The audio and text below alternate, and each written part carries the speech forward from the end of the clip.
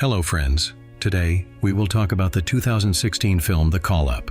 The system selects 8 lucky participants. They are given a unique chance to play an entirely new game where the winner will receive $100,000. When all 8 arrive at the designated house, they are asked to register and change into special suits. These suits are not just clothing, they track every movement the players make during the challenges. Adam doesn't like the outfit. It's too tight, and he's overweight. Some participants begin to get acquainted. Andre, a former soldier, makes an impression on the others. But their introductions are interrupted by a voice. They're invited to the next room, where virtual reality helmets are already waiting. Before putting on the helmets, each person must stand on a scanner and say their in-game nickname. Adam is shocked. He's never seen such advanced VR suits before. He thought only millionaires could afford this kind of tech. Zahid hesitates. His nickname is printed directly onto his suit. He doesn't like this and wants to leave the game. But it's too late. The doors are already locked. When the helmets activate, the world around them completely transforms. The players find themselves in a city at war. Their suits change into military uniforms. Everything looks incredibly realistic. Only the tactile sensations remind them that it's still a game. A sergeant enters the room. He leads the players to the armory. The players receive weapons that behave like real ones. There's recoil, and the sound of gunfire is authentic. The sergeant demonstrates what happens when someone takes damage. A hit removes body armor. Each player has 1 extra life. After a second hit, a countdown timer begins, during which the player must use a medkit. Each person has only 1. The first mission is to eliminate the enemies inside the building and make their way down to the first floor. Andre, being a former soldier, takes the lead.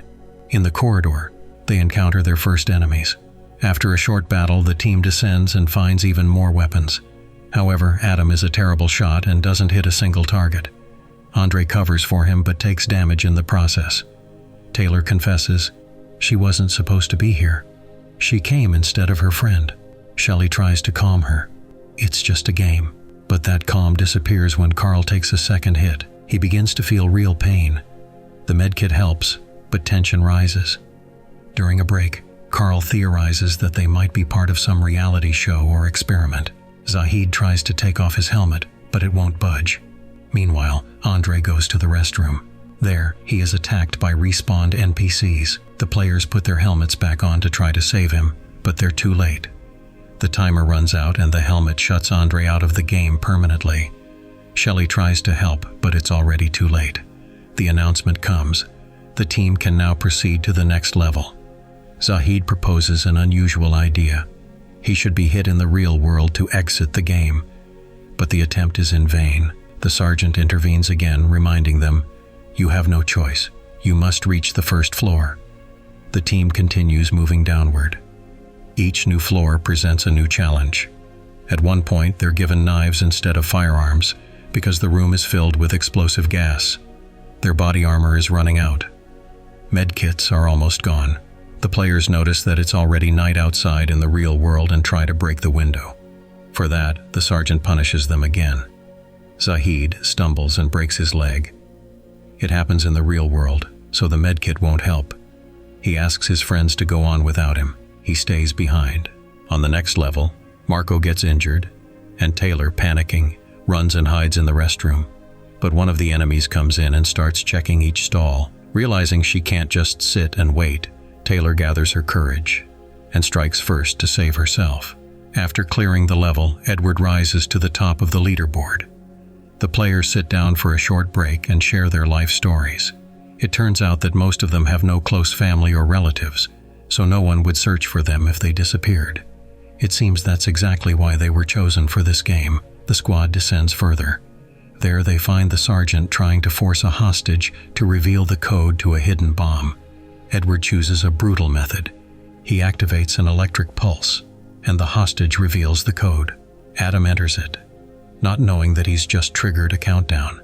Now they have only 30 minutes to disarm the device. Taylor makes a difficult decision. She eliminates the hostage to prevent further risk. Marco blames Adam for everything. He tries to hit him, but the helmet visor gets in the way, so he lifts it and lands a punch. Their argument is interrupted by the sergeant, who orders everyone into the elevator. The elevator stops.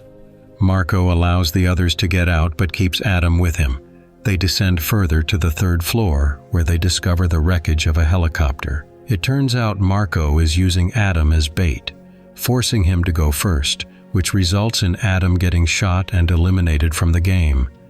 Meanwhile, another part of the team finds weapons. A new enemy appears and throws a smoke grenade. Carl starts panicking. He once lost his beloved in a fire and still blames himself.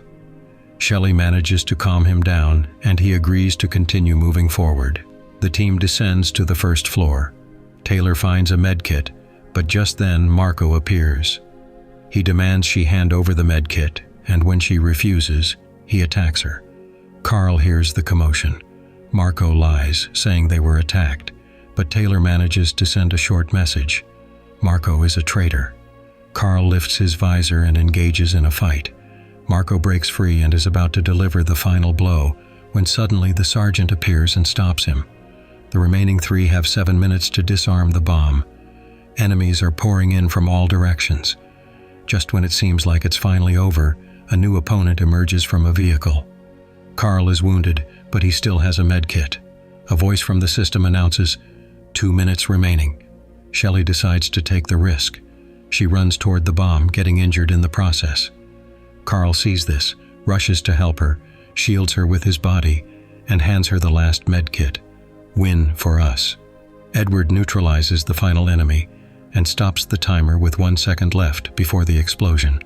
The sergeant appears with a farewell speech, but Edward recites it along with him, because he is one of them. Workers enter the room. They begin cleaning up the evidence. Shelley tries to resist, but the weapon no longer works. This is the real world.